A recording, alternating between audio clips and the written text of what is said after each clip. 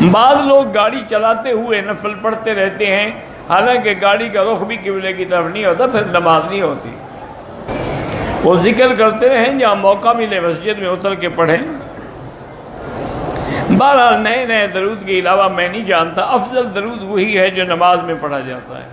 7 چکر مکمل کر کے صفا کی طرف جانے سے پہلے اگر کوئی شخص حجر اسود کا نامہ استعمال بھول جائے کوئی فرق نہیں پڑتا ہے۔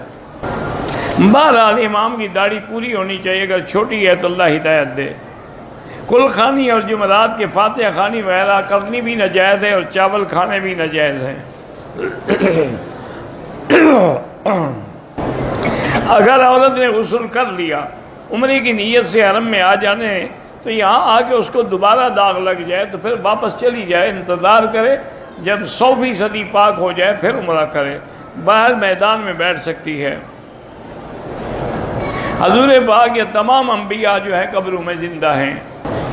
عشاء کی نماز کے ساتھ بھی وتر پڑھ سکتے ہیں، بعد میں تہجد بھی پڑھ سکتے ہیں۔ یہ نہیں ہے کہ آپ وتر پڑھنے تہجد پڑھنی ہوگی۔ ہم نے تہجد کے وقت عمرے کا طواف اور صفا مروہ کیا، حلق کرانے سے پہلے تہجد کے نوافل ادا کیے پھر حلق کرایا، ٹھیک ہے، کوئی بات نہیں۔ کہتے ہیں جی کہ پاکستان کے لوگ آپ سے محبت کرتے ہیں، اللہ ان کو خوش رکھے۔ مولانا عبد المجید لدھیانوی بالکل ہم جانتے ہیں۔ میری والدہ میری بیوی کو اچھا نہیں سمجھتی ہے، حالانکہ وہ اچھی ہے، شکایت کرتی ہے، کبھی کبھار والدہ کو والدہ کو کچھ نہ کہیں برداشت کرو۔ والدہ کا کہنا جو ہے آپ کا کام ہے کہ وَخْفِضْ لَهُمَا جَنَاحَ الذُّلِّ۔ میری ایک رشتہ دار ہے جس کا حمل جو ہے وہ ضائع ہو جاتا ہے۔ بہرحال بعض علماء نے اپنا تجربہ لکھا ہے کہ اگر 160 دفعہ بسم اللہ الرحمن الرحیم ایک کاغذ پر لکھ کے اس کو دے دیں، وہ اپنے پاس رکھے تو اللہ محفوظ رکھیں گے۔ عصر کے بعد اگر حرم میں آئیں تو تحیہ پڑھنی ہی نہیں چاہیے، وہ مکروہ اوقات ہیں۔ ایک آدمی نے بیوی کو کہا عربی میں، لغہ عامیہ میں، بہرحال اگر اسے عربی میں بھی طلاق دی ہے طلاق ہو گئی۔ آب زمزم میں عام پانی نہ ملائیں۔ اگر کسی پر جادو کا اثر ہو تو کیسے پتہ چلے؟ اللہ عالم، اللہ جانتے ہیں۔ جو لوگ طائف تشریف لے گئے تھے جن نے احرام نہیں باندھا ان کو لازمی دم دینی ہوگی، ورنہ دوبارہ طائف جا کے احرام باندھ کے عمرہ کر لیں۔ جو بچہ بیمار ہے اللہ شفا عطا فرمائے۔ میری بیٹی کو شوہر نے لوگوں کے سامنے 3 دفعہ طلاق دی ہے، اب کہتا ہے میں رجوع کرتا ہوں، 3 طلاقوں کے بعد رجوع نہیں ہو سکتا۔ ثنا پڑھنے کے بعد جب شروع کر رہے ہیں تو اعوذ باللہ من الشیطان الرجیم بسم اللہ الرحمن الحمدللہ رب العالمین۔ ہمارے گھر کے نزدیک جو مسجد ہے وہ قبر کی زندگی نہیں مانتے، اللہ ہدایت دے، تم ان جگہوں میں پڑھتے کیوں ہو؟ اگر کوئی نہیں مانتا ہے تو اللہ اس کو ہدایت دے۔ اگر ایک آدمی خود بے نماز ہے ایسے بندے کو امام نہیں بنانا چاہیے۔ عمرے پہ آئی ہوئی عورتیں شہداء احد اور جنت البقیع کی جالیوں سے دعا پڑھتی ہیں، ان مقامات پہ جانا جو ہے ان کے لیے ٹھیک نہیں ہے۔ میں نے ابھی حضرت مولانا کے بیٹے محمد ساجد رحمۃ اللہ علیہ کے لیے دعا کرائی ہے، اور مولانا کے لیے بھی صبر جمیل کی دعا کی ہے۔ بالکل حضور پاک نے فرمایا ہے کہ زیتون جو ہے کلوا وادہنوا منہا فانہا من شجرۃ مبارکہ، اس کو کھایا بھی کرو اور اس کا تیل لگایا بھی کرو، یہ بڑے مبارک درخت کا پھل ہے۔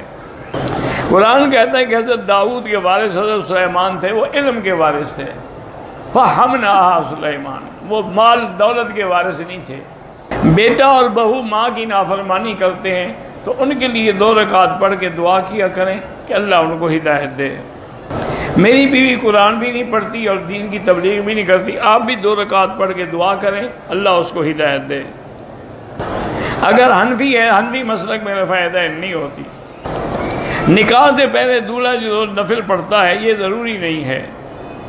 زندگی کو کامیاب بنانے کا طریقہ اللہ اللہ کے رسول پہ چلنا ہے۔ میں نے 2 آدمیوں سے پیسے لیے تھے، رابطہ نہیں ہے، پتہ بھی نہیں ہے، تو اتنے پیسے جو ہیں آپ خیرات کر دیں۔ میرا بھانجا پیدا ہوا ہے، 6 دنوں سے ہسپتال میں ہے، اللہ اس کو شفا عطا فرمائے۔ داڑھی منڈانا جو ہے بالکل حرام ہے، چونکہ یہ سنت الانبیاء والمرسلین، تمام انبیاء کی سنت ہے۔ حتیم کے اندر بیت اللہ کے مخالف منہ کر کے نماز پڑھنا جائز نہیں ہے۔ قیام لازمی ہے ہر نماز میں، فرض ہو، سنت ہو، واجب ہو، نفل ہو۔ معذور ہو تو الگ بات ہے۔ اگر کسی عورت نے کسی مدرسے سے علم حاصل کیا ہے، وہ حدیث کی اجازت لینا چاہے وہ بھی لے سکتی ہیں، مرد بھی لے سکتے ہیں۔ حجامہ کے جو ہے وہ سنت ہے، بہرحال اس کی تاریخوں کا ان کو پتہ ہوتا ہے تو کسی حجامہ کے مرکز میں جا کے معلوم کر لیں۔ قرآن پاک میں جہاں اعمال صالح، نماز، روزہ، حج، زکوٰۃ، عمرہ، سب اعمال صالحہ ہیں۔ عورت کو نماز میں چہرے ڈھانپنے کی ضرورت نہیں ہے۔ اگر بے پردگی کا خطرہ ہو تو پھر آگے کپڑا لٹکا دے، لیکن نقاب نہ باندھے۔ قاری محمد حافظ صادق صاحب، ان کی نماز جنازہ پاکستان میں ہوئی، اللہ مغفرت فرمائے۔ حدود حرم میں مسجد الحرام کے علاوہ بھی جس مسجد میں آپ نماز پڑھیں گے انشاءاللہ تو ایک لاکھ تو ملنا ہی ملنا ہے، لیکن مسجد میں 25 درجے اور بھی بڑھ جاتا ہے۔ پیر بخشوان بیمار، اللہ شفا عطا فرمائے۔ حفیظ الرحمان ہے، شوکت علی، جو بھی بیمار ہے اللہ سب کو شفا عطا فرمائے۔ ایک آدمی نے مسجد عائشہ سے احرام باندھا، عمرے کا طواف کیا، صفا مروہ نہیں دوڑا، حل کرا دی، دم پڑ گئی۔ سگریٹ اور نسوار سے وضو تو نہیں ٹوٹتا، لیکن مکروہ ہے۔ ایسی چیزیں استعمال کر کے مسجد میں آنے کی اجازت نہیں ہے۔ اگر ہوا خارج ہو جائے تو وضو کرنا ضروری ہوتا ہے، استنجا ضروری نہیں ہوتا۔ کپڑے کی جراب پہ مسح نہیں ہوتا، البتہ موزہ ہو چمڑے کا، المسح علی الخفین، تو وہ جائز ہے۔ بغیر وضو کے طواف کرنا ناجائز ہے، چونکہ طواف نماز کے حکم میں ہے، اور بغیر وضو کے تلاوت کرنا یاد ہو تو کر سکتے ہیں، لیکن قرآن کو ہاتھ نہ لگائیں۔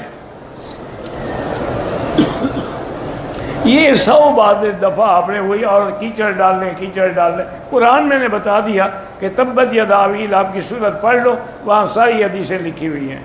میری بچی کا نام عریشہ ہے، مجھے نہیں پتا عریشہ کا کیا معنی ہے۔